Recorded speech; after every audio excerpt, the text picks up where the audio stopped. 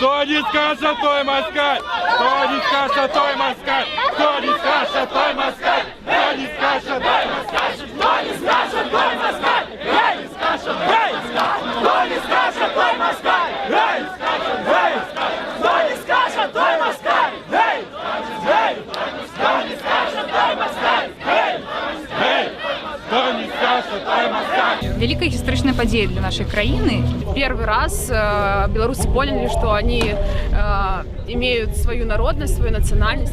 Мы же не будем отмечать день, когда образовалась Российская Федерация. Белорусские оппозиционеры, лидеры общественного мнения считают, что белорусский суверенитет сейчас нужно защищать в связи с тем, что Москва активно напоминает о создании союзного государства. Чем больше будет таких праздников, чем больше будет бело-красно-белых флагов, чем больше будет людей, тем меньше будет стремлений в Кремле что-то делать, как в Крыму или на Донбассе. Сосед восточно угрожает. Мы очень сильно все еще зависим от российской культуры, то есть российское телевидение, российское СМИ. Самый главный враг у нас – это кремлевские соколы.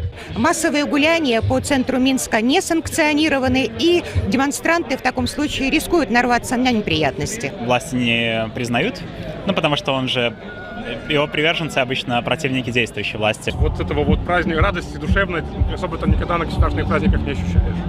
Часто ж было такое, што і штрафавалі і саджалі на суткі за нейкія спробы людзей гэтае свята ушанаваць, неяк адзначыць.